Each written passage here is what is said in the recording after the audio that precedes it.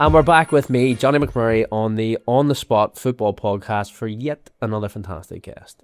Tonight's guest is still active, unlike the rest of them, fresh off winning the Irish Cup, and one of the technically best players that I've happened to play with. It's my pleasure to introduce James Knowles. James? Thank you very much, sir. It's great to be on. It's a pleasure. It's a pleasure. I've listened to a load of them, and I have to say you're doing a great job. I went to the live pod as well. We did. And it was a brilliant night. It was good fun. Funny night. It was very funny. It kind of went somewhere that I didn't expect it to go now. Yeah.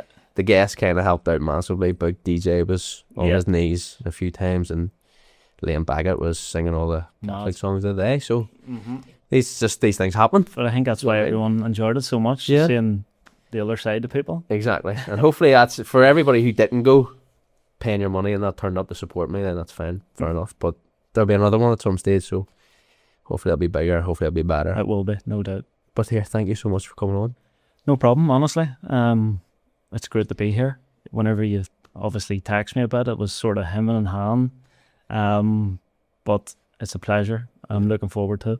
A lot of people come on, mate, they're quite sceptical. Yeah. They're afraid of saying, probably overplaying it in their heads, afraid of saying too much of the wrong things or too much of the right things, but it's a very genuine conversation. Yeah. It's just me and you. And I was sort of thinking when you asked me, going, is he running out of gas, or does he think my legs are going a wee bit here, or I don't know. Is he trying to retire me off?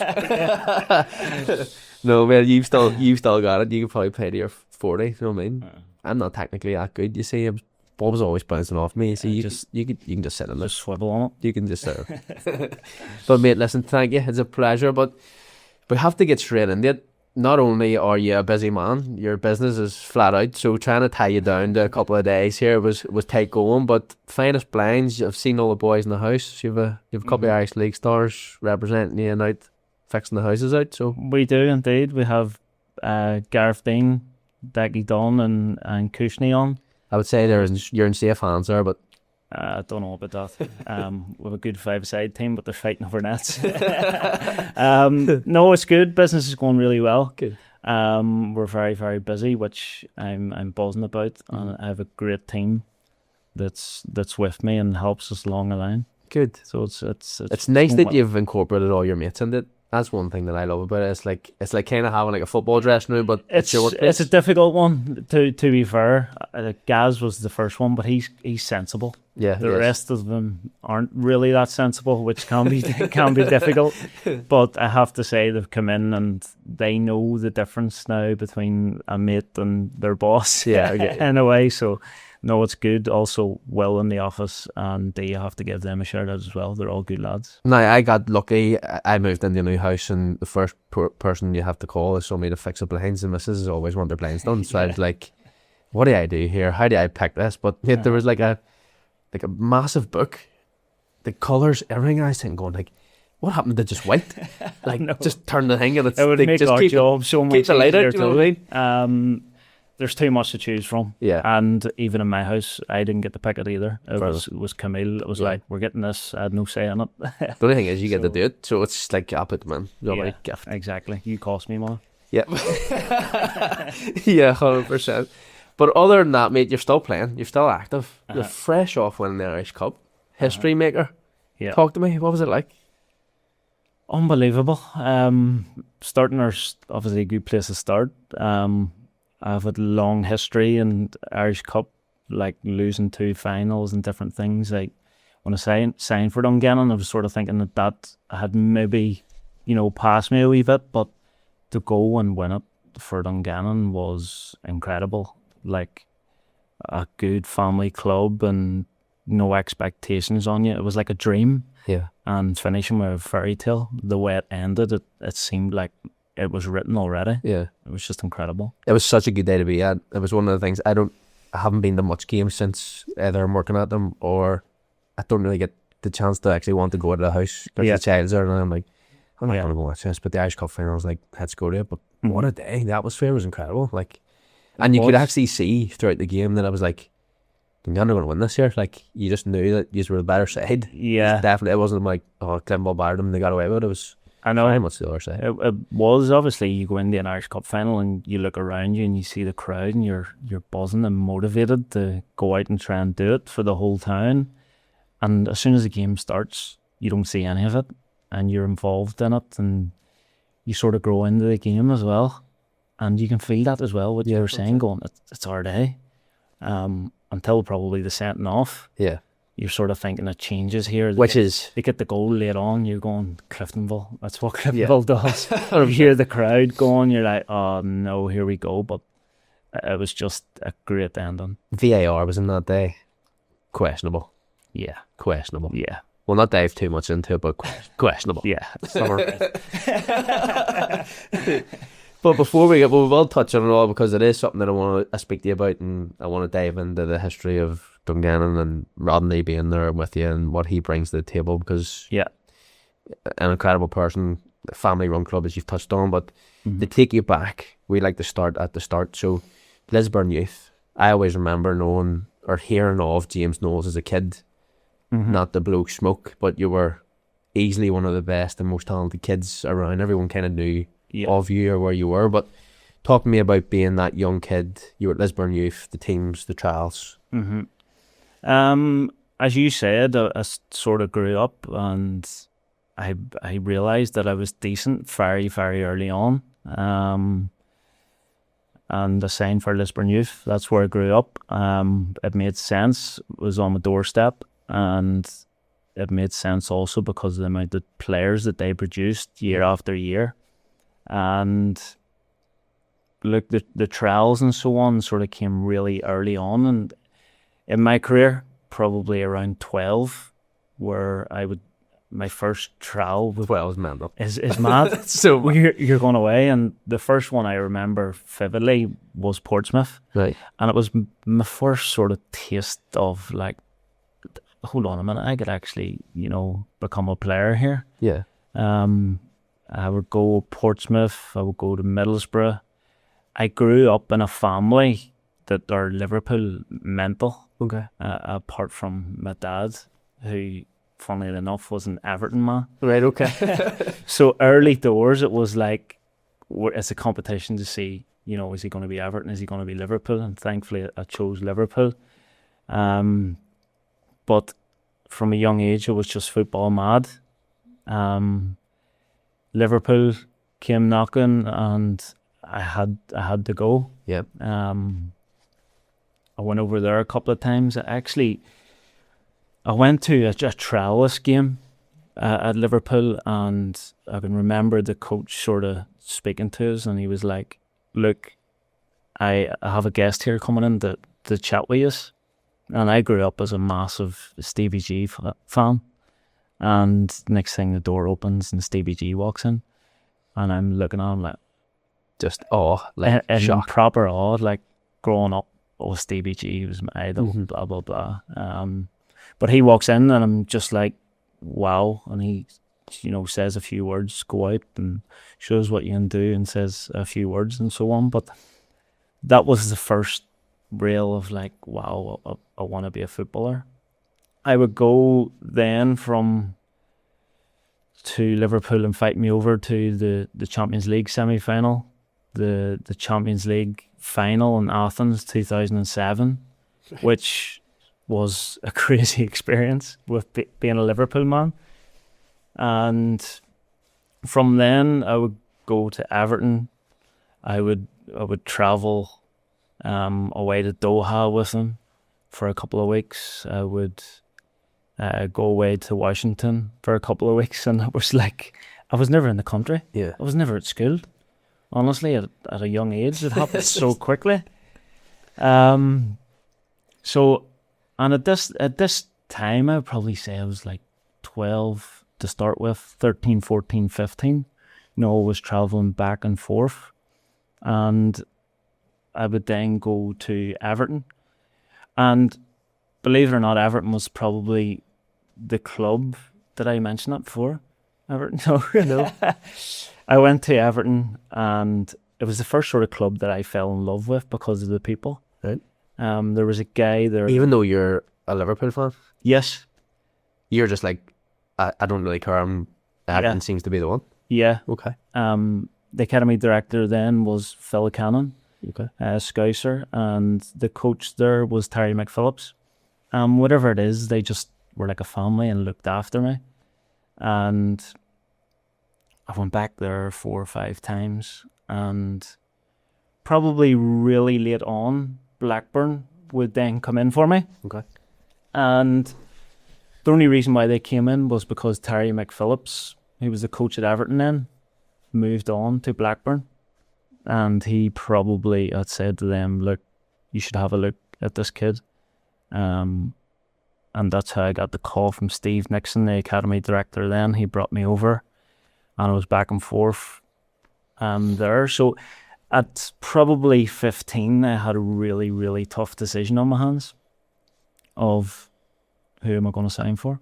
So just to kind of get in context here, you've probably got 6, 7 clubs that are probably all interested in signing you at this one time. You're a kid. Mm-hmm. What does it come down to for you? Because if Blackburn haven't been on the radar, is it comfort in the management and the staff that have went to Blackburn that maybe persuade you? Or do you still think that I'm going to go to Liverpool, or the heart takes you to Liverpool or Everton because it's supposed to be and it's your comfort? Yeah. Do you know what I mean? No, at that age, I was like a cocky kid, a confidence type of player that just wanted to go out and show everyone what I could do. And you are right, the expectations that was put on me back then, were so high, and I believed it myself. Yeah. That I was going to make it to the top. But that's what I loved, was like the comfort. And to be fair to my family and so on back then, there was no pressure at all on me. Yeah. It was like, son, go to wherever you feel comfortable. Your dad wasn't like, no, James, we could be getting free Everton tickets for life here. exactly. Come on. Like, wise up. The other part of the family's going, go to Liverpool. Yeah. I mean, there's only a short distance at that stage probably between the two, but Yeah. at the same time, you're like, you've 2 of the biggest clubs Mm-hmm. in England. Do you know what I mean? Like, I went to Arsenal. Arsenal had offered a deal, and Liam Brady, who's a legend at Arsenal too, wanted me to sign there. And it got to a point where I was like, Dad, I don't want to go anywhere else. I need to make a decision here. Yeah. And I remember Newcastle coming in at this point and saying, can you come over? And I remember saying no.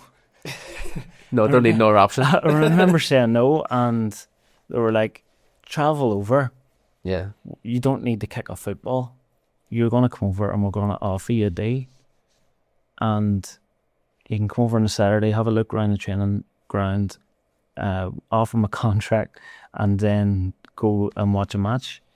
And I remember arriving, you're treated like royalty. Yes. They want you to sign, obviously. And so there's myself and my dad around the training ground, and you go into a classroom, they put their pitch up, and they put the contract offer on the screen. And I remember looking at it, and honestly, they offered me a 1-year scholar, 3-year pro, £60,000 sign-on fee, and £1,300 a week for 3 years, and I turned it down. Like, So you're 15 and you're getting offered like 70 grand a year yeah, after your first initial yeah, YTS yeah, and a black bag, Kenny Bruce bag. yeah. 100%. No, and that's not me coming in and just saying that, just throw it out there. Like, No, it's at that early stage, it sort of shows you that I was a decent player. Now, this probably is the I first don't know time. what happened, but yeah, I was a decent player. This is probably the first time that somebody's put money in the context of what a contract would be like. Okay. So this is incredible for us. Do you know what I mean? Uh-huh. Because you hear about kids now, Yeah. and you hear about they're going over, and there's people on £3,000 or £4,000 a week, and Yeah. you're sitting going like, imagine of it. There's no way you're getting that. Now they could be, Yeah. but this like back then too, Yeah, And- what would that be? What, 15 years ago, maybe? 16, 17 years ago, yeah. Mm-hmm. You're talking 70 grand a year for a 16-year-old. That's Mm-hmm. at Newcastle. Yeah. Would it have been one of the better offers? It was the best one I was offered then.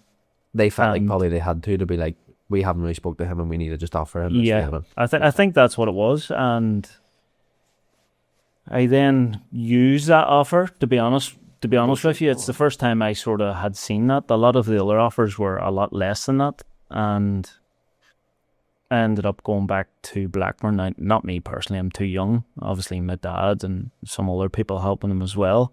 Go back to Blackburn and say, look, we've been offered this. Is there anything you can do? And what I sort of look back on now is the 1 year scholar's 3 year pro. The extra year pro is massive. Yes. That I probably could have got if I negotiated, and I ended up signing a 1 year scholar 2 year pro with Blackburn at the time. So you think that the only thing that you would have potentially changed is just to give yourself that extra 100% year? Yeah. Now, me being me as a kid then, Probably thought you didn't. I was like, I don't need it. I'll get a new deal. I'll get a new deal, no Yeah. problem. Naivety, looking back now in hindsight, blah, blah, blah. That's completely blown my mind. Really? Mate, as a 16-year-old to get offered that money is insane. No, Do you know what I mean? it definitely is, and it puts it into perspective when you get it so early. Yeah. You haven't a clue what money is, that it's just handed to you Yes. as a kid.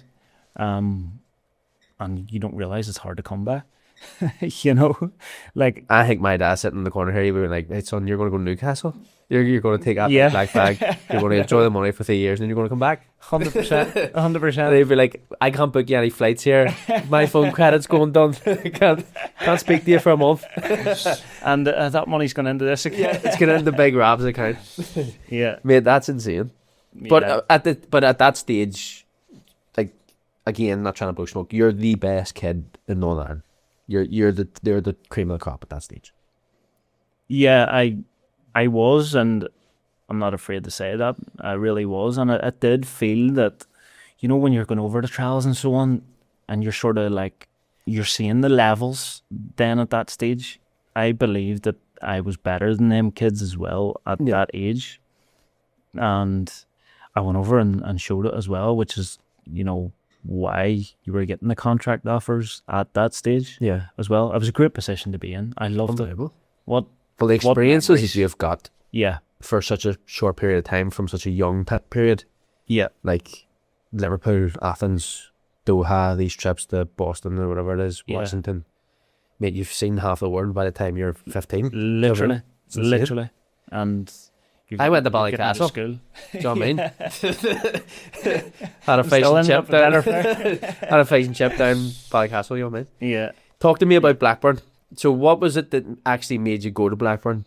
What swayed you towards it? Obviously it wasn't money motivated, it was more so comfort.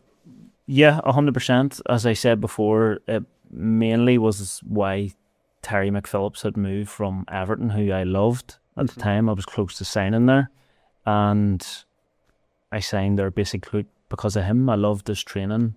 I loved how he treated me. I loved my time over there. And I felt at that stage with what my mindset was then was like, if I sign for like a slightly lower Premier League club, I'll maybe get a chance earlier in my career. Yes. So that was my initial thought then. And going over there, I just couldn't wait. I couldn't wait. I knew it was the next step I needed to. And you hear the stories, you know, of people saying I got over and I was homesick, this and that. And honestly, it definitely wasn't an excuse of mine. I loved it. Yeah. And I think it also helped because whenever we got there, you hear players that go and stay with family by themselves. We were put up in like dorms. There was like 20 dorms within the same place in the training complex, and it was all the lads together, which of course is going to Makes a help. difference. Yeah. I've heard a lot recently about this because I listen to so many podcasts and I try and take bits and pieces from different people's pods to try and improve this. Okay. And one of the things that I've always heard recently is that people enjoyed life more whenever certain clubs had a massive house. Yeah. And the boys were all chucked in. Yeah. Because it just meant that they're all around their mates. So they constantly have stuff to do. If they've got like a pool table or they've got these things on site, it gives them something to do when they're not going home sitting in their bedroom. Yeah, 100%. That definitely helps. Don't get me wrong. Monday to Friday, it's great because all the lads are together. Now, I would say probably half were English lads, maybe from London, Manchester, Liverpool. They would go home at the weekends. Yeah. And then you'd maybe have 7 or 8 lads that are foreign lads, from Sweden, Croatia, Australia, New Zealand, and then Irish lads and that as well. And sometimes they'd have things to do with their family and you'd be stuck there by yourself. So it would be a nightmare if you had that every weekend. It really would. Did you have your family over much? A good bit, yeah. Whenever I could. Especially in the second year. Obviously the first year that I signed, you're only on a scholarship, so it's £105 a week. Yeah. And you can't do it. It's impossible. Yeah. So that second year, definitely. Well, whenever I turned 17, just before the end of the season that first year, I would probably travel home a wee bit more, even if it was for a couple of nights. How did you fit into that team? So whenever you signed your contract and you get ready to go, you're now engrossed in full-time football. Mm-hmm. How quickly do you feel that you settle in, and how does that time period of you starting and finishing 2 years later go? So the way Blackburn is it's within a town or a village, Brockhall village. You go in and the first team complex is just on the left-hand side at the start of the village. You then drive down to the bottom of the village where the academy was. Okay. So within that first year, that's where I was based, training every single day. Double sessions, single session on a Friday, game on a Saturday with the 18s in my first year. But the initial goal, and they always said to us, was you don't want to be based here. You want to be based up the hill. Makes sense, yeah. Where it's the reserves first team. So that was everyone's goal in the first year. I thought I settled quite well. I thought I would progress up the hill slightly quicker, but I didn't within the first year, which sort of gave me more motivation. Okay. That sort of off season to work a wee bit harder, and I came back like proper fit. Did you come home for the off season? Yeah. Who did you train with? Did you train by yourself, just running? Literally just myself, out running in the gym. At that time, I was trying to build myself up. I was so fragile, small, skinny kid, but so fit. Yeah. And technically very good. So that was the part I needed to work on, and I tried my hardest then. So I did. But I go over the second year, and obviously you're on bigger money. You signed your pro deal. You start to spend a few quid. Yeah. And the first thing I wanted to do was buy a car. Right. Because of where Blackburn is situated, it's like an hour from Liverpool, an hour from Manchester. So I just wanted to drive. So you pick family up from the airport, different things. So I'm out every night doing 2-3 hour sessions. Trying to pass it as quickly as I could. And I never forget it. I passed, and then it was time to buy a car. And I can remember looking to buy cars, and I'm thinking to myself, going, how is there so many cars in the road? They're so expensive. That's how I was advised. That's why you needed that bag from Newcastle. At that time. Get me my Range Rover. I couldn't get any finance as a kid at all. And I was really down. I loved Sirocco's then. I was like, no, I can't get it. Yeah. Can't get it. I remember going in to Manchester into the garage, and I bought the Astra. Had to win, just pay for it. Right. It was insured for 2 days down the road, and then I get home, I'm asking no one, and I then have to insure it, and then I realise my insurance is like $5,500, just pay for it. I'm like, no money left. No money left. Just spend everything. There you go. It's a funny story. This I had it a month, and I think it was a Friday with a single session in the morning, and one of the boys had left the training ground and sort of went up the hill and round the corner, and there's like houses being built on the left hand side where there's dirt all over the road. I've sort of sped up the hill in the first month, went around the corner, the whole back end of the car comes flying out. I've shit myself. I've tried to put my foot in the brake, or I'd have put it in the accelerator and went bang straight into the wall, wrote it off completely. I swear. In the training ground? Literally 100 yards up the hill away from the training ground. I'm in the car with a Croatian, Tony Fastic, and Cam Nelson in the front seat in New Zealand. They're like, what the f***, Jose? I've smashed my head off a steering wheel, blood all over me. Yes. And the next thing, academy director comes down the other way, and he's like, what are you playing at? Mate. Well, we kids, we'll learn from it. But literally, I went to shot myself, put my foot in the brake, accelerated, bang, straight into the wall. Rode it, honestly, the bumper right up to the windscreen. Wrote it off. Didn't go through insurance. Ended up paying for the car to be fixed. So I was given great advice at that stage. So somebody's really helped you out there, haven't they? Be like, here, Yeah. you'll be fine. Just throw money at it and you'll be sweet. Yeah, all good. Mate. How did that stand with you though? Like in terms of, I mean, accidents happen. Do you know what I mean? So how did they take that as a club? They thinking like you're messing around then. Exactly, you're yeah. flying around here in your car and you've crashed it with 2 other players. Are probably going. That's how they go down to start with. Okay. And then I'm pulled into the office and I'm literally explaining my story. Like genuine, I've hit a bit of dirt. I've panicked and the car spun out, which can happen. I've only passed a test a month and I eventually sort of went past that, you know, of them thinking, he's a messer, blah, blah, blah. Yeah. So again, I just put my head down and got on with it. And then within 6 months of performing well and getting my head down, I had moved from the academy up to the first team / reserve complex. What was that like? Is it very different? Yeah. Yeah. Even the way you approach things then, is it all like...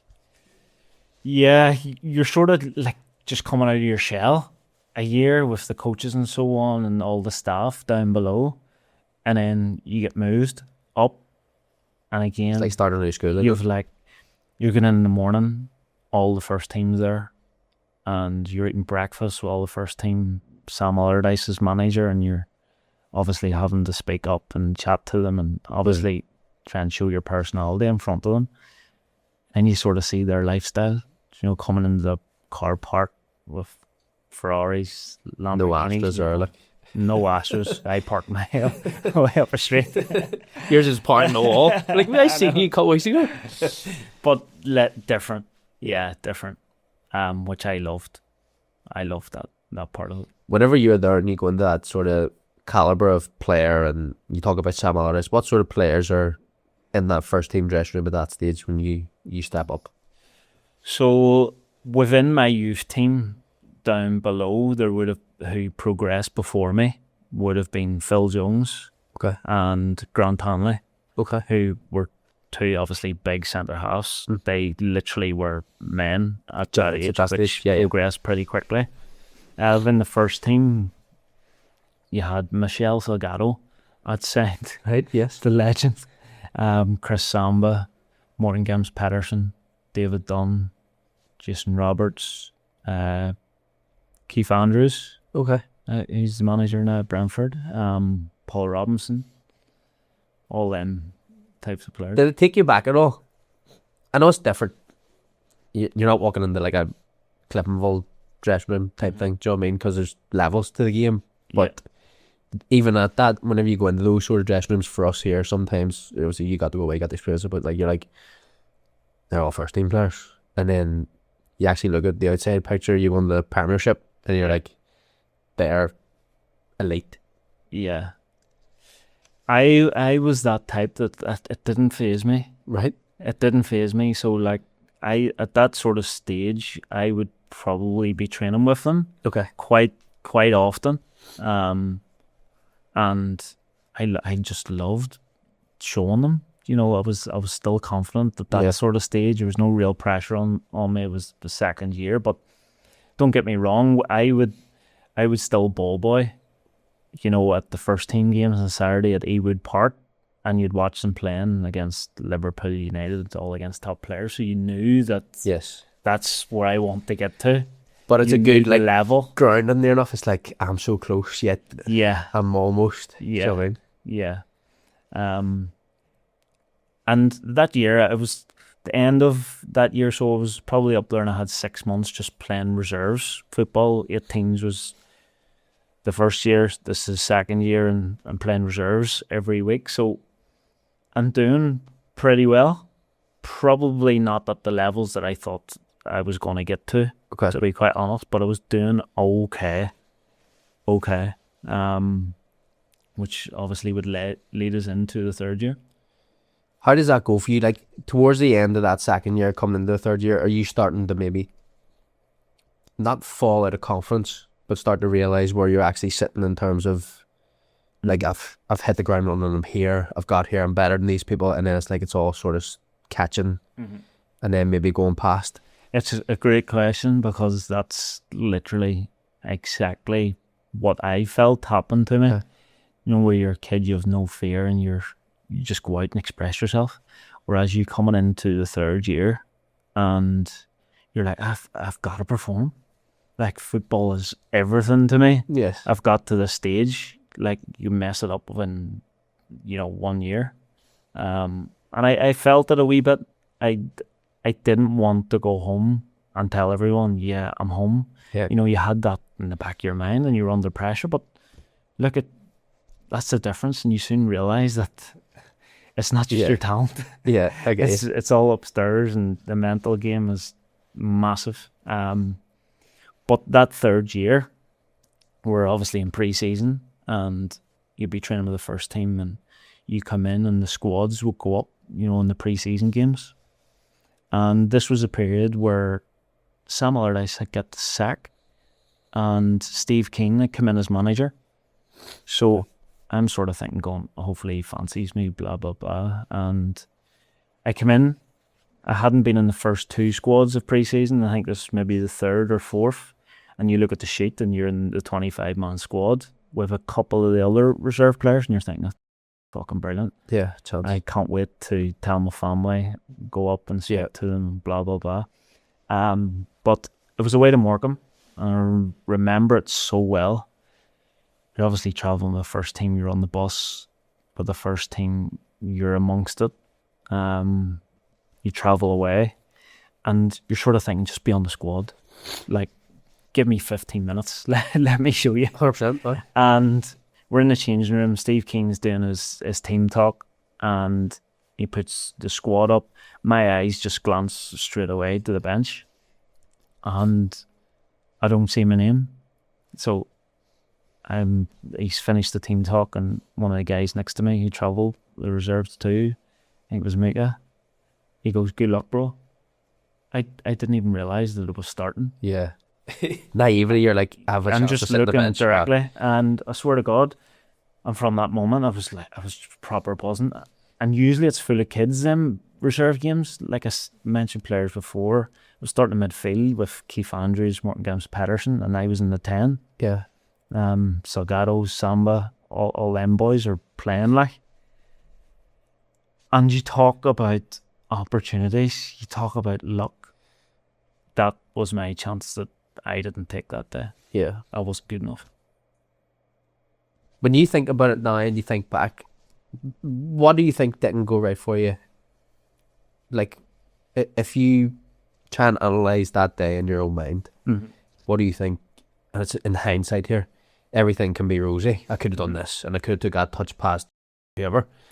I thought I should have been braver, as in like not getting on the ball. Like that's what I wanted to do. I was playing at 10, and obviously the boys behind me, Pedersen, Keith Andrews, like I wanted to drop in to get the ball because I wasn't getting much of the ball. Yeah. And I probably should have just went, this is my only opportunity, could be my only one. I get you. Go and get it. Yeah. Where I was thinking more, they've told me to do this. I Keep your have to position. stay and be in these areas and wait till it comes to me. Yeah. And if I'd do it again, I'd probably take control of the whole situation and tried to prove it's it not a bit more. From the outside looking in here, it's not that you missed your opportunity, it's just that you stuck to what you were told and you didn't play your actual game. Yeah. Does that annoy you more? Probably slightly looking back at it now. I remember, now it was on the ball now and again, and I remember one chance sort of falling to me, and like 9 times out of 10 I'd slot it, and I sort of like dragged it, you know, you drag it wide and you're like, I've just snatched at that just because of the whole occasion. Situation that you're in. Do you know what I mean? Yeah. And you're like going, just breathe, score. And it changes everything, you know. But also in hindsight too, like you usually get more than the one chance. Yeah. Do you know what I mean? Mm-hmm. Like that's your one chance and you're putting all that pressure on you just for one 90 minutes. Yeah. Do you know what I mean? And I think that's where the level changes. I think that's where for kids that probably that are going to cross, you might only get 90 minutes. Yeah. Whereas here, you get a run of games. Mm-hmm. Oh, we'll try them out here for a couple of games. You might have to grow into it. Yeah. You don't get those opportunities No. in England. You don't at all. It's a complete game of opinions, like. It really is. And I've seen it firsthand. Phil Jones, who, in my opinion, was miles off it. Yeah. Honestly. And he was probably second or third down. Gav Gunning being one Irish lad. I think he was caught out at the weekend when there was a game on the Wednesday in the Carling Cup or something, and he was supposed to be playing. Phil Jones got the call up against Notts Forest, I think. I could be completely wrong. And was man of the match. And that just kicks you on the road. Just bump. Ended up playing the Premier League on the Saturday against Chelsea, and that's the famous one where he smashed Drogba and Lampard. Yeah. And it's literally 2-3 games. That's you done. Settled in, and that's you like I'm ready now. Yeah, that's you done. And I remember him sitting in the changing room, and Sky Sports News is on, and he threw a comment out to David Dunn, was sitting next going, wouldn't it be great to be them boys, talking about United. I remember Donny turning around to him saying, it won't be long. And obviously that January's gone like 20 mil. Only played 6-7 years, I think. Brilliant. So in hindsight, it only takes 90 minutes, but it could be the whole career. Yeah, that bit of confidence goes either as well. side. It's not just you could lose it all 90 minutes, but you could also create 100% whole life. Yeah. I think that's one of the biggest things that people need to understand too. And kids who go over, I think it's more publicised now. Mm-hmm. You wouldn't have heard back then that it's only 1% of people become professional footballers. Mm-hmm. Do you know what I mean? At that age, 15 years ago, that was never spoke about. Now the statistics come out. Now you're trying to let kids know early doors that you may go over on trial, but there's a good chance that you're not going to make it. Whereas back then it was like that wouldn't have been even remotely spoken about.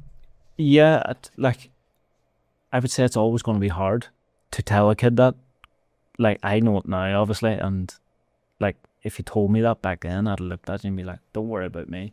Yeah, I'm going to be fine." Yeah, and probably you want the kid to have that attitude. You need to have the confidence. Yeah. Do you know what I mean? And be let down and learn themselves, which I completely learned the hard way. Yeah, which I'm thankful for now, sitting in this chair, because look, I could have had a career, you know, in the Championship or League One, coming to 33 now and think to myself going, what do I do next? What do I do next? 100%. Life after football, you're not thinking about it, and that's the problem then when you don't plan before. Whenever you kind of get to that stage where you probably know now that you're coming home, or there's an option or potential that you're not going to stay at Blackburn, how does that realisation feel for you? Obviously devastation kicks in because obviously you want to be a professional footballer. We all do. Yeah. Is it tough for you? Massively. It was really, really tough. And at the time I was probably 50-50. You know, it was probably 3 months towards the end of the season. You get called into the office. Steve Keen's there. Gary Boyer, the reserve manager's there. And they're like, sorry, son, there's no contract here for you.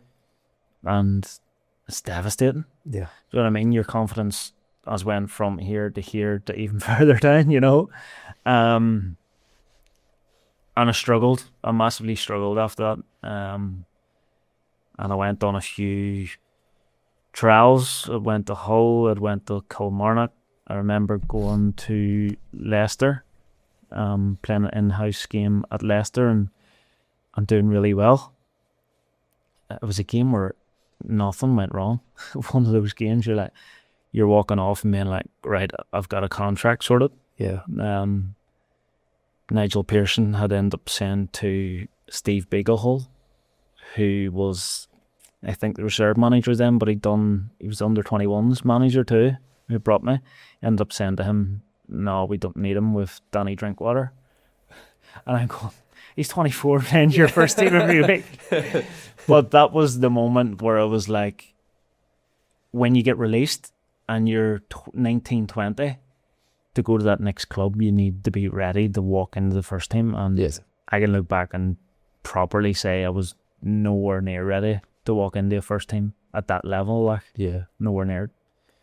What made you want to, like, did you want to come back? Or were you thinking, do you know what, maybe I'll just try and go to Scotland? Because most people you would see filter down, do you know what I mean? Like, some people Yeah. start off I with was, them and filter every league, make Yeah. a career until they're 34 and they've studied their whole career in England, and you're going, how have you managed to do that? if I was offered a deal, I'd Yes. probably taken it. Yeah. Yeah. And I didn't. And how I came about with Cliftonville was my dad's a floor layer and works on a lot of sites with other contractors, and George McMullen, being a plumber, he sort of Okay. knew. Right? So my dad picked up the phone to Gio and says, look, can he come down, and James is coming home, can you get a look at him, sort of thing. So obviously went down, played an in-house game or pre-season game against Portadown, I think it was, and had a great game, and from there sort of made sense to sign for Cliftonville because I seen the team at that stage too. Team was ridiculous at that stage. So you've came in, you've signed for Cliftonville, you've obviously had conversations with Brezzy and stuff who's out in time. Mm-hmm. This is the second year that they've won. Did they win the league the second year? No, this is the first year. First year. The first year they win the league, yeah. Mm-hmm. And we spoke about this because obviously 12, people 13, know. yeah. We had Katz on last week, who was brilliant. He spoke about that team and the squad that we had, because this is probably the first days that we've kind of with each other quite a few times. Yeah. But that was where I actually got to meet you, and what a squad, what a dressing room. It was mental. It was mental. I try and like not put too much emphasis on it, but it was crazy. It was, but like, you knew, like, the players, the quality of players were a joke. Like, Katz jumped in midfield alone. Me signing, trying to break into that midfield. Yeah, Boise, Joe, just give them the ball. literally. Let them put the ball in They it. wanted. And the skipper, George McMullen, like, honestly, see when the man spoke, Yeah, like, everyone literally just shut up and listen in the huddle when he speaks. It's like, honestly, shivers goosebumps, isn't it? run Yeah. through you, and you're ready to run through that wall. I remember doing it. I think we played the Welders the cup game, and it was one of the only chances that I'd really settled in before I left. Yeah. And I was like, it's against the Welders. It was like you were armed up to the teeth to go out to battle. Do you know what I mean? 100%. It was ridiculous. He wouldn't let anyone slack at all. No. He's one of the main reasons why there was success. 100%. Definitely. The only thing that I don't kind of appreciate from George is like people don't understand that he was actually ridiculously quality. Like the technique. Yeah, I remember in training I know. he used to like hit free kicks, and he used to hit them like the way Pirlo did. Yeah. And I was like, how are you hitting the ball like that? It was insane. I know. I was going like, that's nuts. And then he's just I don't know. plodding around the place. Could have played anywhere. as Yeah, well. literally anywhere. doesn't get the credit that he doesn't. deserves. And I'll say that about Katz and Jonty too. Yeah, The exact same. Obviously, playing against them would have been an absolute nightmare because they'd rat you, but they could also play as well.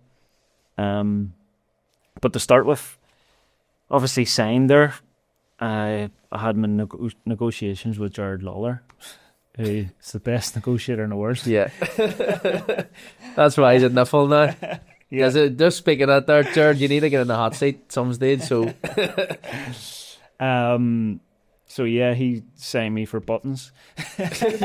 Sure, I'm on this. I'll give you 50 quid a week. You're like, it's not really how it works. She's like, 50 quid. There you go. All right then, no problem. You take it. But I loved it.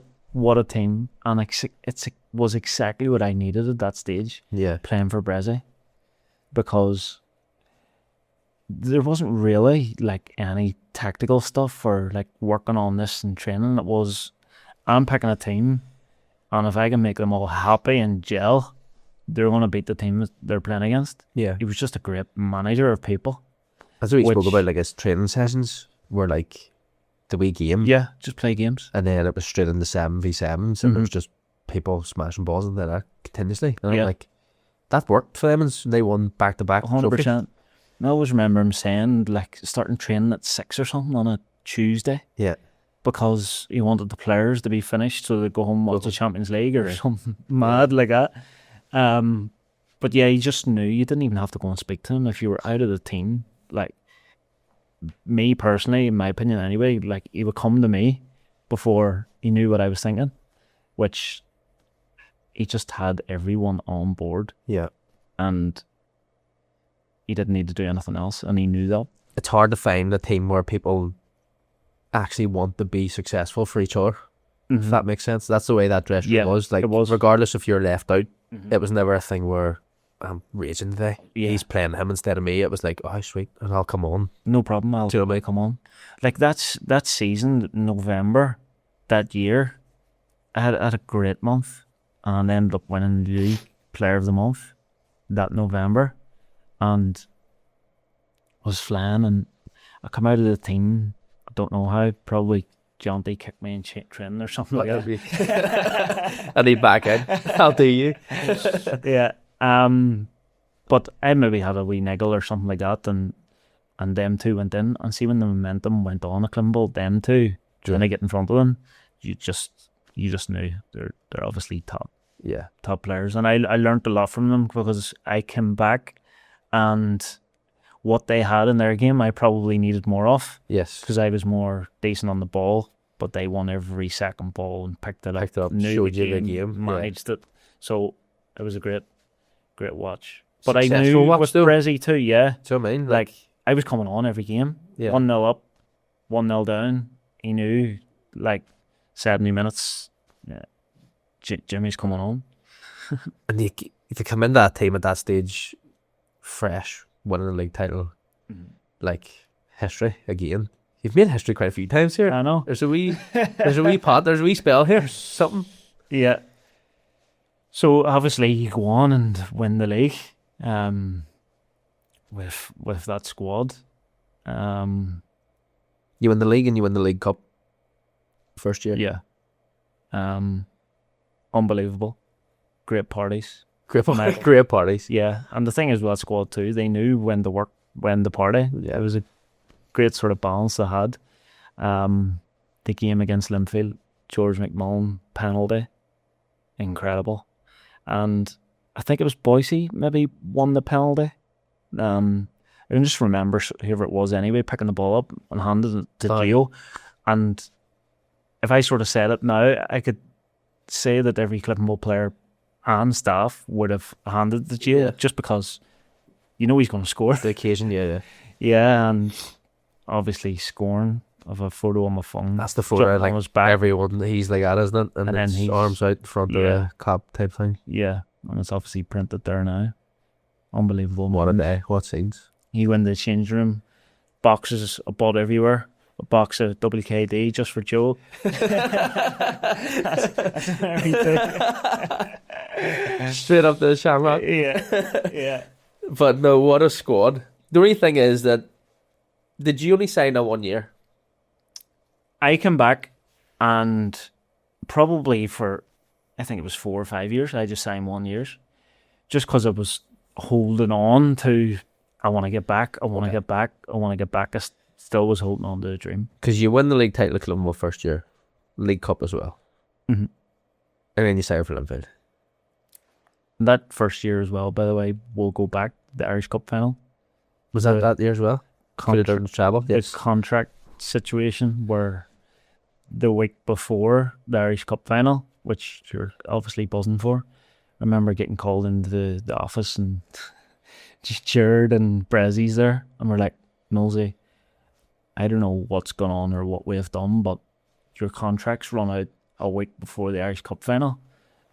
And No way. you can't be a part of it. Right? I didn't know that. So we're trying to get Jim Boyce in to see if there's anything we can do to extend your contract and whatnot. But nothing could be done.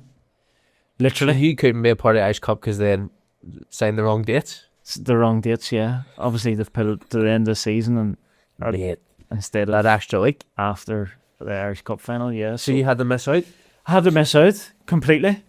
I remember, I'm obviously still a kid at the time, you're going onto the pitch, it's the old Windsor. Yeah. And they're asking you to do interviews live on TV and different things like that. And Fucking devastated. you obviously, I've never seen the Irish Cup final before. And you're going and seeing the crowds and the atmosphere, and you're like, wow, Yeah. how have I missed this? So that was my first taste Yeah, you're like, and experience. I'm fuming. of the I'm Irish signing for Cup. Linfield. 100%. Can't believe they done that to me. They've done me a kipper here, I'm away. Oh, God. Wait, I've never heard of anything like that. I never knew that. Did you not know? No, for all the research I've done, I never knew that you never played. Well, actually, I've done the Irish Cup, but I never knew that you didn't have the opportunity to play because of your contract. Yeah. That's... Who does that? A mad one. Well, I don't know. must have been Jared. That's all I'll say. Linfield. So, is it something that you wanted to do to go to Linfield, or were you like, if you just got success at Cliftonville, ultimately you're thinking he's going to stay? Who in the right mind Why would you leave? goes that? Yeah. Or does that? I am obviously only signing 1 year contracts. I've come back from what I was on in England. I only have football. Yeah. I've come back with not a penny in my pocket because I've spent it all. On cars. And yeah, and David gives me a call. Obviously, I'm negotiating back and forth with Cliftonville, and there's no real movement. If I'm honest, David and Brian calls. I go down and meet them, and I get offered a better deal. And I probably didn't want to at the time, because I was happy where I was. Yeah. But I felt at that stage, at that age, to progress my career. Sorry, looking back now and saying otherwise, but I thought it was the right decision at the time. And again, I was offered a 2 year contract by David, and I turned it down and only signed the 1 year. Yeah. I just felt it was the right decision for me, football and financially, to be open and honest as well at that time. It's hard to have a conversation with David and Brian and come away with not signing, I know. if that makes sense. Yeah, like You go in there, you kind of go in there and you're like, I'm definitely putting pen to paper here. Yeah, It's hard. it really is. Obviously, you go in and speak to him, you know, David, you're probably always sort of thinking, going, I want to play for him. Yeah. You know, he's won so much. I want to win trophies in my career. And, you know, most of the time he's going to offer that. And it just made sense to me at the time. The praise I was getting from him, you know, telling me, you know, I'm going to be a big part. There was transition of players coming in, but want to go for the title again. I've obviously just experienced it the year before. So, yeah. Linfield's different than Cliftonville. We all know that from the outside, but for somebody who's made that transition from Cliftonville across the road, how difficult was it and how hard was it whenever you had to go back and play against Cliftonville? Because there's one moment, and I'll never forget seeing it on TV. I can see it as clear as day. There's no stand-up Windsor. James Knowles is about 40 yards out with a free kick against Cliftonville, and then when you do your research, you scored 1 goal for Linfield Yeah. in these appearances, I know. and you stuck in the top corner from a free kick, Mm-hmm. and then you were What was I thinking? ears are right. I was like, oh, go on. Obviously, I needed to play that game. And I was left out the week before, and I said to David, I was like, I need to play this game. Look, I've came here, it's against Cliftonville, and I just started the game and I was getting dogs abuse. Knowles, you reject. and rightly so. Yeah. Honestly, if it was them, I would do the exact same thing. I'm not naive to that. Yeah. Anytime I was on the ball, booing, loved it. Yeah. Loved it. I think Cliftonville go 1-0 up in the game, and then we get a free kick. I'm like 35 yards out. Yeah. And I'm sort of thinking to myself, I don't care, I'm hitting this. But at that stage, like, when you see the distance, for anybody watching, you're kind of like, you're not going to shoot them there. Yeah. Like, I know. If you see it, but you're kind of like, I think maybe Dave was thinking that too. Who's he think he is shooting from? But yeah, I was just angry in the game. We're 1-0 down, and we got the bit between my teeth, and I'm like, I'm just hitting this. And I've just hit it. It's come off my foot as soon as it leaves. yeah. You know what's going in past CC and nets. And then I'm running around, cupping the ears to the stand. I'm after him thinking, going, oh no. I've made this a lot worse. What for have I myself. set this up for? But it was a wee bit of back and forth, and it was a bit of That's what fun. makes football. Young, So, when, like 100%, yeah, you need it. Yeah, back and forth. They're always going to give you it too, so you have to give it back. I know. So I mean, you can't take it all the time. Yeah, yeah. How was your time at Linfield? My time at Linfield, I would probably say I made the move. Looking back now, far too soon. Okay. As you said previously, going to Linfield, there's different expectations. You're expected to win everything every year. You expect to win every game, and there's obviously a load of pressure on. I played all of Europe and done really well. I played probably 6-7 games at the start of the season, and then sort of like found my way out of the team. And obviously with myself in that position then, with what I thought in my head mindset wise, I want to get back to England, full-time football, blah blah blah, I was like, I can't cope with this. Yeah. I couldn't cope not playing. I had David tortured every other week, going, I need to start. That's what it was like. I was hungry to play, improve myself. And I was probably too impatient. You know, even not taking 2 years, you know, Just at the doing the time, just doing the one, I was...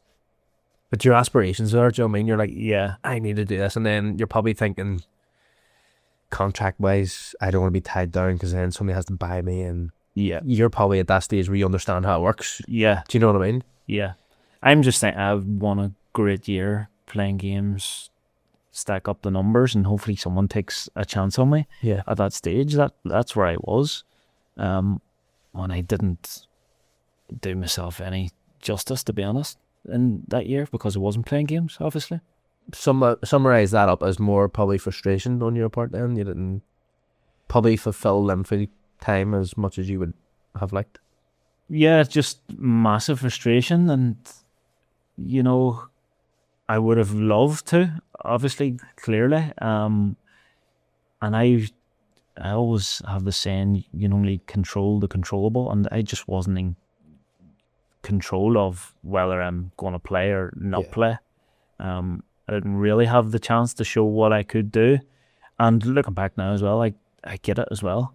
You're just young, naive, and you're not ready at that time. Yeah. It is what it is. But just, yeah, frustrated and far, far too soon to make that move. And the grass isn't always greener. It's not. Sometimes it's not, no. No. But one thing I have to summarise here and have to let people know is you come back, you go to Cliftonville, you win the league. Yeah. You win the League Cup. You go to Linfield, score against Linfield. Cup in the air, celebrating. Yeah. Go back to Cliftonville. What's going on? Like, who goes back? No. The only thing is, and that shows you, Cliftonville fans open their arms to you. 100%. James, come back. Sorry, we love you. Yeah, I knew it was going to be tough. But again, that's me. And the way my brain works. I've never heard of somebody doing that. I'll win them back. Yeah. I'll win them back. I remember at the end of the season, I'm thinking to myself, looking at my phone, going, will it text Georgie, will it text Brezzy? I'm like, I don't know how this is going to go down. Yeah. So I text Georgie again. He was like, look, I'll pass it on. And he was like, look, Brezzy's going to give you a call. So went with my tail between my legs. I'm like, I'm so sorry. From a negotiation point, Jared Lawler's laughing. He's like, he's coming back. He's getting less. Yeah, 100%. But Brezzy, being Brezzy, he was brilliant. And he was like, of course, look, we can make it happen.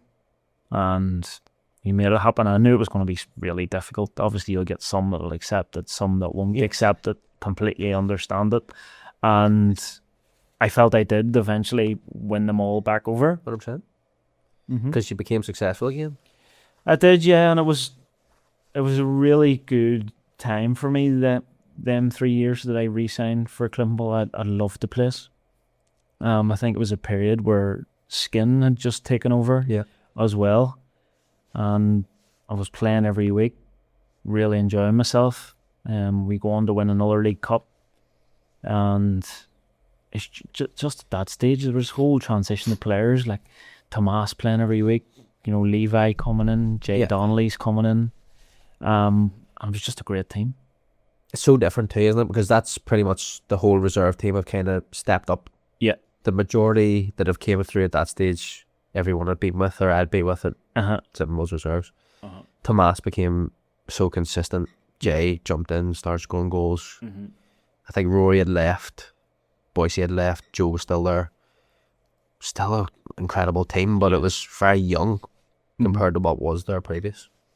Yeah, it was, but the big thing then was you had the leaders before that they'd already seen, that had been there and done it, and they had a taste of it. Yeah. Nearly like myself at that early stage. If you kind of carry it on. And you're like, I have to be like them to carry it on. So you get them young boys coming in. I think Davey McDade had signed at the time as well. He was brilliant for us. But yeah, they'd seen that, and they still had that sort of expectation, of the club then at that point, that we need to go and win things. And yeah, we carried it on, and it was good. To be fair to Jared, I loved him. I thought he was a great manager and a great time. Did you leave before Jared left? So Jared, I think in the round 2017 maybe would it have been, I had left the Sligo. I had actually had knee surgery in and around then, so I did, where I just fell, no one near me, dislocated my kneecap, had to get surgery and out for probably 8 months or so in the round then, but in and around the same time as when I left the Jared, because I remember going down to Sligo when I was just coming back from my knee surgery to go down and do a bit of training with him. Right. How was that period for you, knowing that you're injured? Because injuries are something that we all struggle with, but the mental side of injuries, especially sustained at like long periods, is very, very difficult. Really difficult. And I think I was probably home for 4 years at this point, and that's when I needed surgery and was going out of the game. And I think it was that moment where my mindset sort of nearly switched, of being like, football probably isn't going to happen at full-time level. And I had probably times within that moment where I'm stuck on my own thoughts of going, what am I going to do? Football's all I know. And I struggled at that moment in time. And that's when myself and Camille, my now wife, had probably started the plan of, right, let's do this, let's go into this. But that helped me along that what age period. Would you have been? I was 24, 25 at that stage. So you're trying to plan the future, what's happening after football at this stage. Yeah. Now, if it was up to me, I probably wouldn't. Yeah. It's probably all Camille. She would probably say the right words to get you going and be like, yeah, you know what, you're probably right. Yeah, you're right. I would think about it, and it would gradually change over time. Smart woman. She knew what was coming before I did. But yeah, we had sort of planned in around that stage. I think Camille was in a marketing job. She just finished her degree, and she got a job within marketing that she absolutely hated. Right. And I remember us just sitting in a coffee shop in Lisburn Square, and I asked her a question. If you were to put something in here, most of the shops were Empty. empty, nothing there. And she was like, beauty salon, a service where customers need to come to us because there's not much footfall around the square at that stage. And I was the risky one, right? I was like, let's do it. She was a wee bit more, but she was the brains behind it all and doing business plans. And one question I want to ask you here, right? This just popped into my head, right? Is you're saying that she was the person behind it? Yeah. If a kid asks you now, who's 24, what you should start doing, what would you say to him for finishing football? I'm 24. I'm in your position that you were in 24. Mm-hmm. You were just saying there that you probably wouldn't have done anything. Mm-hmm. I guarantee you it's a different question now. You would be like, you need to do this. You need to do this 100%. I'm so thankful. Like you can sort of switch it. Me in my position now at 33, for example, that was 8 years ago. Yep. If I knew what I had to go through again now at 33 to get to this stage, I'd probably go, oh no, what have I done? Why didn't 8 years of graft? Why didn't I start then? So 100% if I was the you'd be giving that advice now? I'd be saying that now every day of the week, yeah. Smart woman. Yeah. 100%. Back to football. Yeah. Cliftonville kind of ties you up. You've just had your knee operation. You're kind of getting yourself back. But again, you go to one of the other, like, you talk about the big two. Yeah. You've obviously got a tripod. You've got Cliftonville there. You've got Linfield. And then you make a move to the Glens.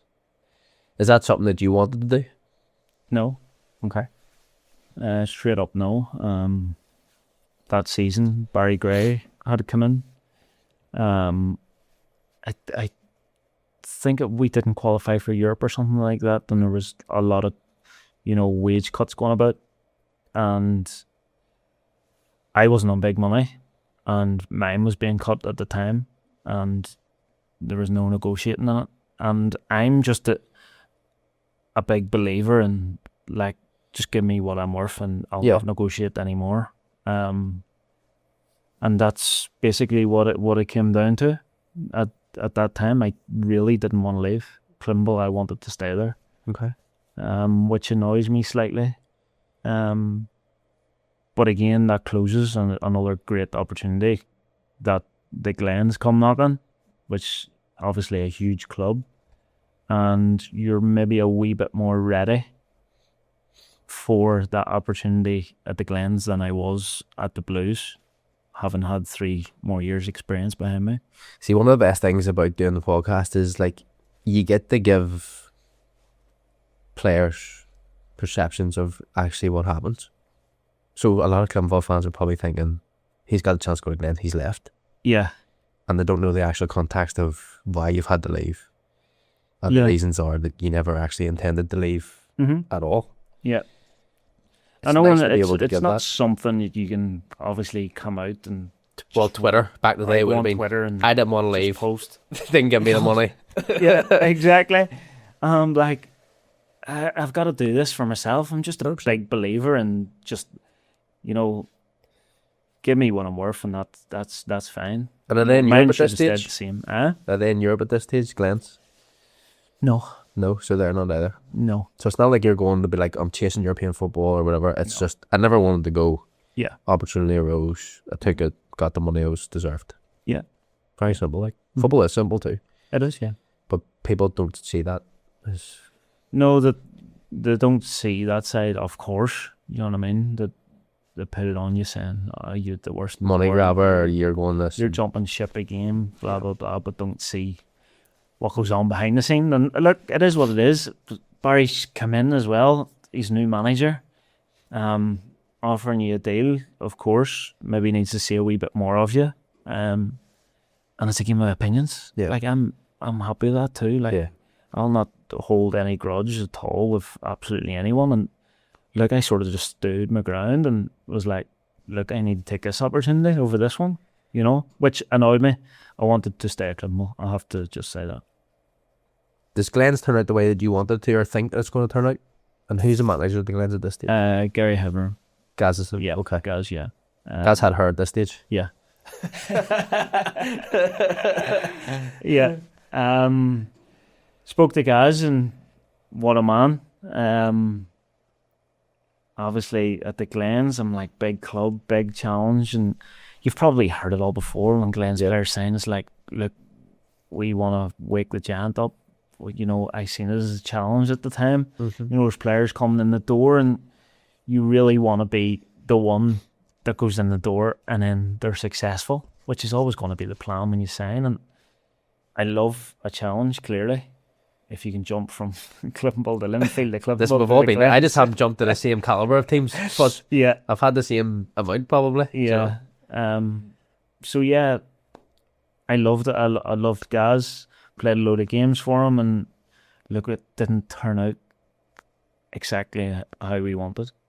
When you look at playing at Linfield and playing at Glentoran, the stresses that people talk about playing under those teams and the expectations, did you feel that when you went in, even though they weren't at a stage where they should be competing at that stage? Yeah. The demands again is scary.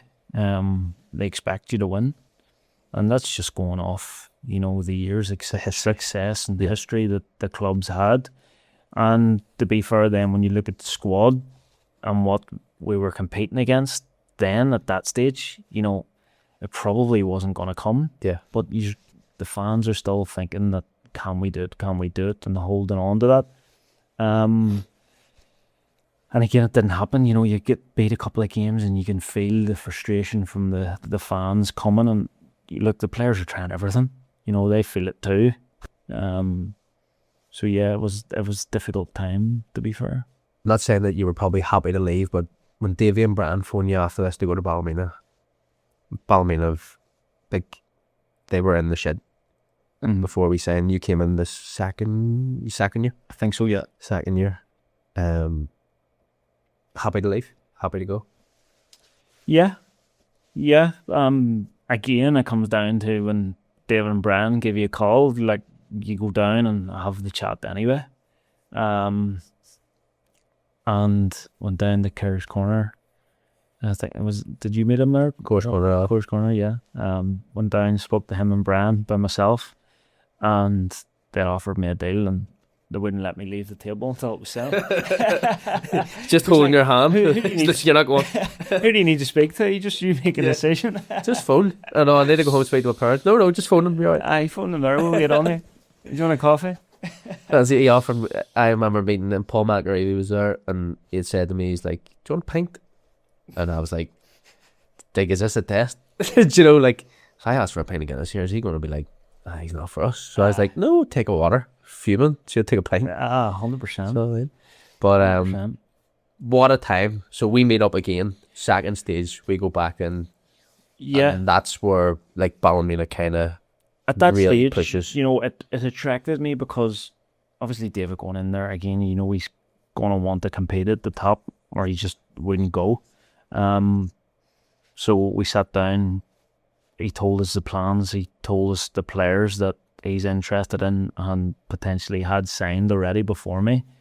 And you look at that photo that they put up at that stage where it was like a statement photo that I had signed, Jude had signed, Johnny Addis, Andy McMurray, and a couple others. Like Lackey, I think. Was Lex then too, yeah. Came in that year as well. And I was like, yeah, need this. Ready to go. Yeah. It was different. We'd just made Europe and you came in. And then that was the year where we came second. Second, yeah. Right the whole way through. Devastating. Brilliant. It was one of the best seasons up until that game against Linfield. But yeah. And when people say to you, what was the success? It was like very similar. It was like we were out every Saturday. Everyone was like drinking every week. Yeah. You were just back in. You made your run the Tuesday. You done your tactics on the Thursday and wee games, and then you played the Saturday. It's very basic. 100%, literally. And it's a good group. When you look back to it, like successful teams, it's always a good group that get on with each other, drink together, and you know, when it's time to work, everyone works hard and everyone's in the same boat. And that year, I just remember we just kept winning. Just kept winning, yeah. Just kept winning. And like this league's, as soon as you win 2, 3, it's like momentum changes, your mindset changes. Like this league, and then other teams get it, and then it's like, yeah, they're flat at the minute. Then yeah, it's just I think rolls. Christmas time, we were top of the league. Yeah, and we were playing against the Blues. I think we beat them around that period as well. Maybe on TV too. But yeah, it was unbelievable. What a team. We just kept winning. We got into the League Cup final just before then as well. And we were playing the Blues as well. And that's when I get injured in that game. You do your knee in that game? I do my knee again. My other knee. Okay. Which I remember doing it at half time. Matty Clark had tackled me and my sort of foot had planted in the ground. And I've come in and David's asked me, you alright? You alright? And I'm like, I'm sweet. I'm sweet. Jumping about, trying to keep it loose. And I sit down while he's doing a team talk and I get back up. Yeah. And I'm like, I can't move my knee. It's just swollen up. I'm like, nah, I need to come off. That's me done. So I ended up getting beat. And then I think we ended up going up to Tullyglass or something that night and ended up having a few drinks and that with the players as well. So got it out of the system even though we were disappointed. But yeah, it was difficult because you do your knee again. Just sets you back, especially whenever you're on that run where you're like, I'm fully back now. Because that's the first time where I've been in the team and you're like, you've consistently won. Yeah. Do you know, like whenever you've settled in, you're on a run. And then you're like, we're actually winning. Yeah. Everything about the whole club is good, it's happy. Mm-hmm. And you actually felt like you couldn't be beat in a way. If that's, you're like, we're going to every game, we're going to win here. No, literally, yeah. The way we were set up. Yeah, probably the best season. And then just to get that, you're obviously going for the title at that stage. We're sort of still in it. It was us in Linfield, and you obviously get the scans and realise it's bad, and you need an up, and you're going and watching basically the running of the title race, and mentally that must be nice. Yeah. No, you know more than any. Obviously, having it recently, knees, it's brutal. Knees are brutal. Madness. There's no need for them. Like, you know, if they were just to be alright all the time, you'd be fine. Yeah. But the one thing that got me about that was like that midfield. You had pushed like Tony Kane out. There was a couple of players who were in there. Okay, yeah. And you had kind of taken over. There was you, Jude, and Leroy. Mm-hmm. You had 2 ball players, and then you had 1 animal who just. Like that season before, and I'll say this, and I don't want to get the FDM proved here, but I've never seen a kid go away after 1 season and come back in pre-season. And all he did was say I had tuna and rice, and I was like, Leroy, I haven't eaten tuna and rice. Maybe I'm eating too much, but I never came back as shredded as you did. He was a freak, crazy. Just playing week in week out with them two, it was nearly perfect. You had me in the 6 and feeding it to Jude. Jude was carrying ball, honestly, so whenever he's on it, like there's not many better. And then you had the legs for all 3 of us, and Leroy just running everywhere, landing on every second ball, getting into the box, scoring goals, and he's ended up having a top career. Yeah. So he hasn't just went strength to strength from him. Just shows you too, doesn't it, that you could just kick on massively regardless. Full-time football has obviously helped him. I know he's been set back, but for him to go from where he was as a left back to a centre midfielder, the winning player of the year, incredible. Like it is, and like literally, he'll say himself, not technically close to anywhere that what you could do with a ball, but anytime I play against him, I say he's touched like a rebound player. I mean, he just runs in, bounces it back, and just runs again. Do you know what I mean? The one thing that always upset me was like he used to sprint back, so he used to chase a ball out of play. Yeah, like near enough, pick a ball up, put it in the spot for a goal kick, and then he sprinted past everybody, and I'm like, Why are you that fit? I must take have it had easy. a test on him. Yeah, must have. I used to put it the dog, trying to get the miles up. Yeah. But Ballymena was a great time. We had so much fun. The nights out that we had, it was the first time it was really like a community for me. Yeah. That I felt, because the groups went out with each other on a Saturday. I mean, we spent Tuesday, Thursday, Saturday night, then back in Tuesday. You seen your mates so much more than you seen any of your family members. I know.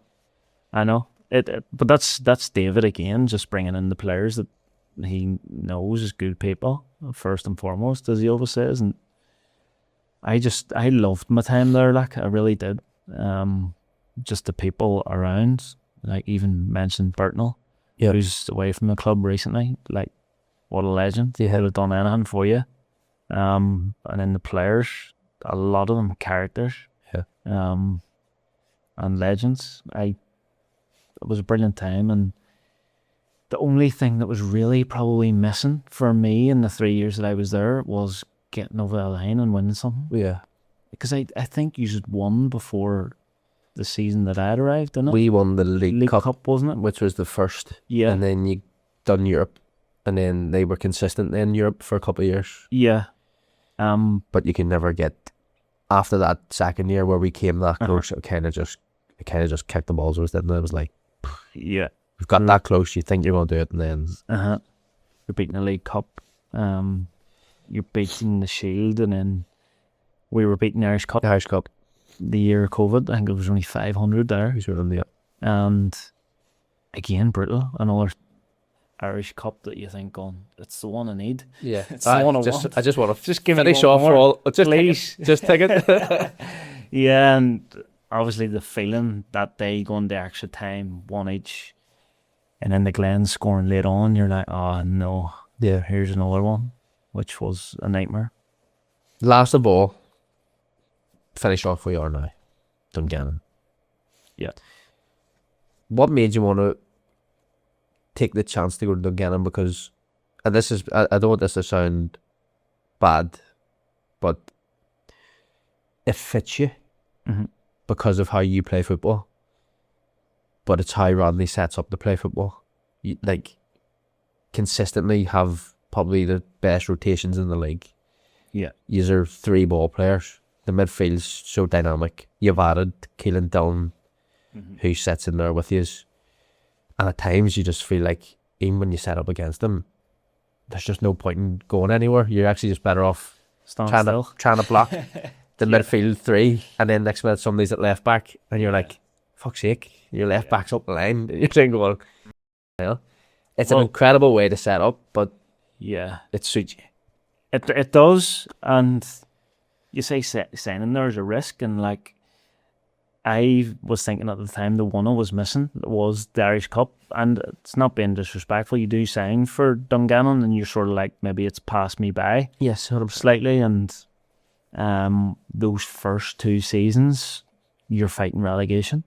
That's basically what it was. Yeah, and it was the hard work and a hard graft, and then you have it completely switched, where Rods comes in and we're competing against the best, and I think it sort of comes from the split of his first year. Okay. Where we go into the split and we win 5 games in a row, and we then follow that into the following season. Just momentum, just belief. The players he obviously signs, bringing Kilo in, who is ridiculous. One player I love is the wee lad Glennie. Top. And he's a magnet. And I say this every time. I don't know the kid. I don't think I've ever had a conversation with him. But see, any time there's a corner, he heads the ball. It goes to his head every time. He's unbelievable near. I swear, I'm like, how he's just attracted. Every corner, I'm like, he'll head that ball. I know it's coming. I'm like, just stand on him. Like, it's going to him. Yeah, what a player. Yeah. Honestly, like, I think he won the player of the year last year, rightly so. And yeah, brilliant. Like, he doesn't miss a header, and probably underestimated on the ball. Yes, yeah. Because he's told to come inside. You know, if our centre mid comes out the left, he goes inside to fill that space, and can do it so naturally as well. Again, we Scotty on the other side. He's just a workhorse, loves the game. What a kid. You've Kilo's a top player. Biggie, who's come in, very good, the next level. Knows the game, understanding. John McGovern, obviously, got his year of the Irish Cup, was top drawer. And I can't forget McCarskill that season of the Irish Cup. Obviously, big deck man. Danny Wallace, the Waldo. Yeah, Waldini. He thinks he believes everything changed once he came in the door.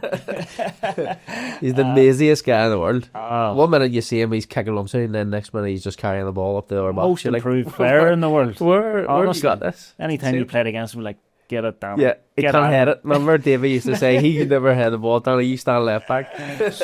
But he's come in and he's been unreal. So he has. Unreal. And then Paul Maguire. Oh, we told us there. Well, he left it recently with the Crusaders. Yeah. One out in Long de Cruz. Who's a top player, no doubt. He'll do well. Yeah, come back and do really well for us too. Dedicated. I seen a picture of him as top off earlier. Serious shit. What's up? Why? Come on. Where do people get the motivation? That's it. You know what I mean? I'm coming to you for my wedding holidays. What are you going like this?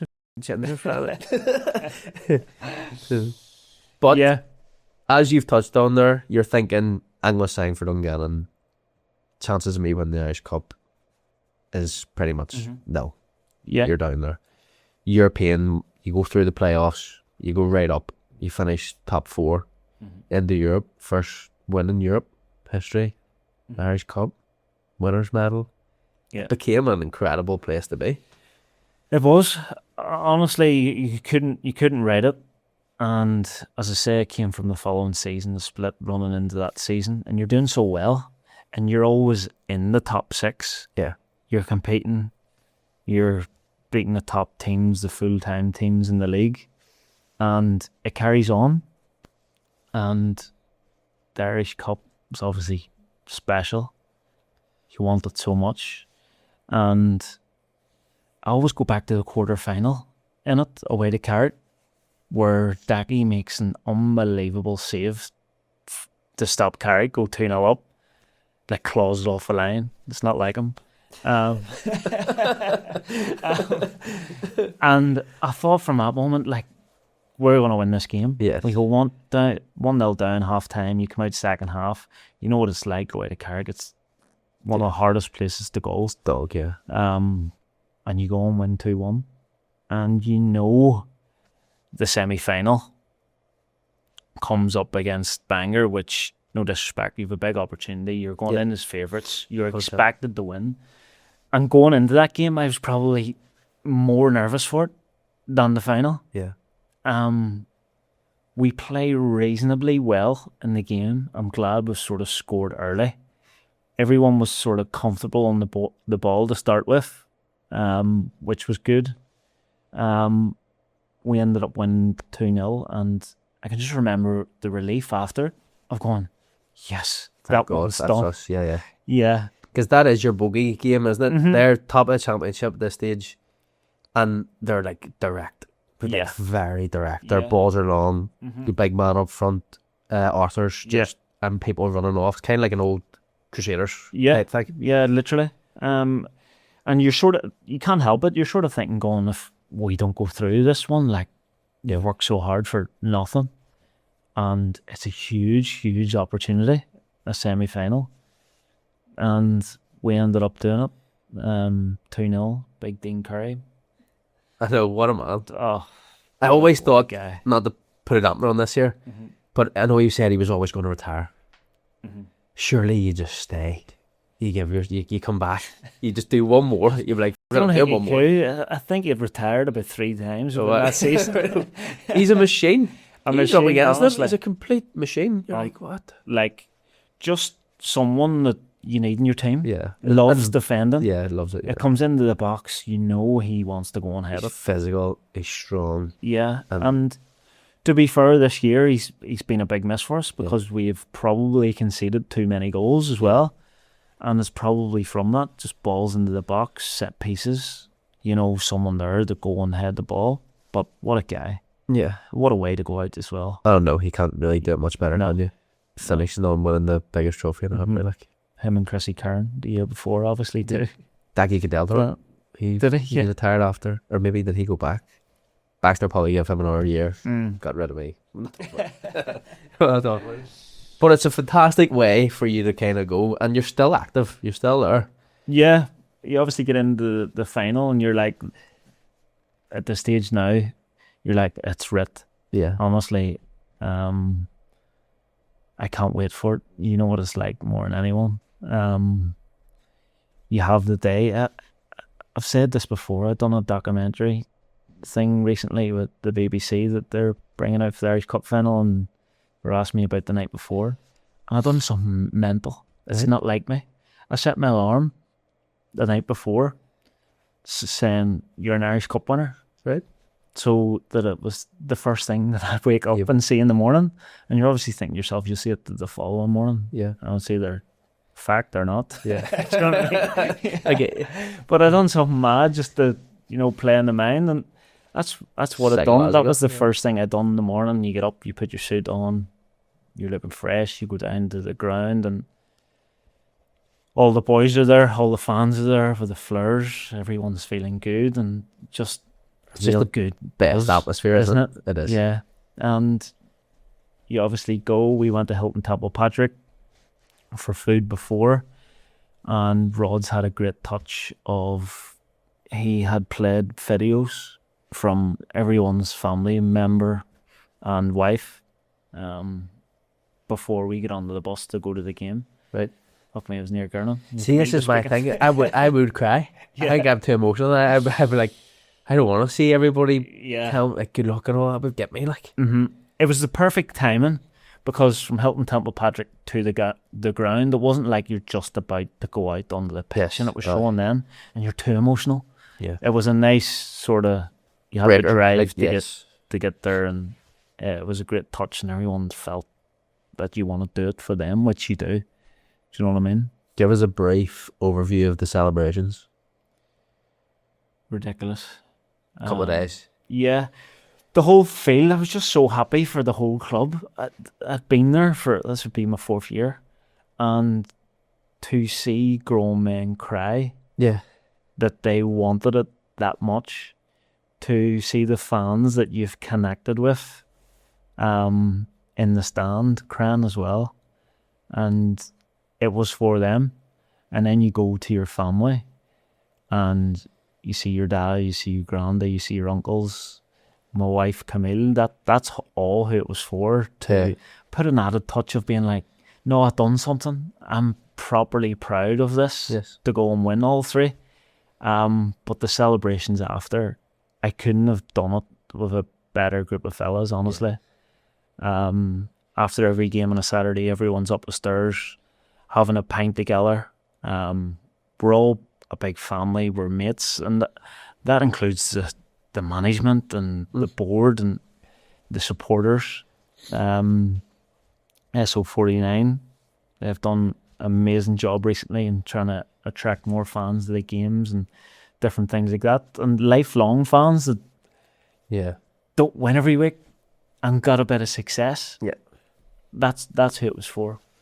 Getting into Europe and playing that game where you just get the win, one of the most ridiculous goals as well. It's mental. By the way, Yeah. I forget his name actually, but Sean McAllister. yeah, McAllister. That's it, the wee right winger. Yeah. But that high period, win the Irish Cup, going and play in Europe, going away in Europe in general is fantastic. Yeah. Do you know what I mean? Getting the experience of what it's like. Yeah. And usually, most times out of none, it's a difficult time to play because teams are usually so far ahead. Yeah. To get a win, the club's first win in history, back-to-back history, must have been incredible. Unbelievable. And you say about the levels, we realised the level within the first 15 minutes. I was on the bench, and I was looking at it going, oh, wow. This is ridiculous. I've obviously played a couple of times in Europe, and they were up there, like, in terms of on the ball, maybe overplaying and not getting behind them and so on. But for us to go then and defend really well, go and score that goal. Sean McAllister is just in the door, Literally. now a legend. Literally. To score it on his weak side, you know, and in front of the fans. He travelled in their numbers, by the way. It was unreal. It makes it so much better, doesn't it? The people, Yeah. like, they're probably, like, in hindsight, how many times you're going to see that? Yeah. So, I mean, they've caught something special. Yeah. It was, and like, after the game, they'd obviously done it, everyone's buzzing. We're travelling home at, like, I think it's 7 a.m, the bus is there. And you go into the town and all the fans are there and buying you pints, and I think we had 3 or 4 pints, and then everyone was back to the hotel. But I didn't sleep. Yeah. I don't think many boys did sleep either. We were up in the hotel and having a good time. You should. Mm-hmm. It's one of those, I think Europe's, like, for anybody that gets to play in Europe, they all say the same thing. Like, it's the whole situation around. You go away, you travel together, couple of days, fun, play the game, few beers, create memories, then back home. 100%. Like, the whole connection. Yeah. Just everyone feels in. Yeah. Even new signings coming into the squad, you can't get away with it. You can't. Plus, they can do their songs. You have a bit of crack on their behalf, and that's football, isn't it? 100%. That is football. It is, and it's. I'm lucky enough to be in that Cliftonville side that had that, and now Dungannon that have that, and you can sort of compare the both of, like, top players, yes, but can have that connection of all friends off the pitch as well. Yeah. You know what I mean? So it's massively important. You're still playing now. Still at Dungannon. A few more years left. I'm thinking about it. Okay. To be honest, it has crossed my mind of thinking about retirement. Okay. I think I still can offer more currently. It's hard to gauge at the minute, to be honest, because there's obviously top players at Dungannon that's playing in my position, and I'm not feeling aches and pains because I'm not playing as much as I would like currently. So it's hard to make the decision. The only way I would make the decision to call it a day now would probably be due to just business and work, with being so busy Monday to Friday. But I know I probably, like, miss it instantly. So it's obviously very, very hard. It is. And it's such a big decision to make, isn't it? Like, mine, thankfully for me, people have just wrote me off. So I didn't really have a say. People just like, he's now retired, started a podcast. I'm like, well, thanks for retiring. I'm 30. You know what I mean? Yeah. Chill out. But, I mean, you're in a situation where, I mean, you could easily just put the anchor down, swivel around the centre circle, sling balls. I don't know about that. I don't know. I'll see what happens. I'll see what happens towards the end of the year. Something might come up. I might fancy just chilling and taking time out for a couple of years before I think what I do after if I do stay in the game. But I'll see. I'm really not sure because I can't make the decision yet. I don't know what offers are there as well. I will get speaking with Dungannon, obviously, and if it's there, I'll obviously be there if I want to continue to. And is your contract up this year? My contract's up this year. Yeah, my contract's up this year. Couple of managers. Nah. I'm always joking. This wasn't planned. This is just me being me. But listen, you have a lot on. Remember, folks, Finest Blinds Lisburn. Let's make sure that we look after people. But it's been an absolute pleasure, and we have another shirt. Yes. Look at that. For you. European winners game shirt. I'm going to say that anyway. Yeah, it is. Is it? It is. Jimmy Knowles, 2 shirts out of 2. Absolute pleasure. We finish on hugs. Been looking forward to it. I look forward to that, is it? Thank you so much. You know what, I really appreciate this time. That was fantastic. Yeah. Fantastic. It was. Loved it. I really enjoyed it. Thank you, mate. Join us next week on the On the Spot Football Podcast for yet another fantastic guest. Tune in. It'll be released on Sunday. See you soon.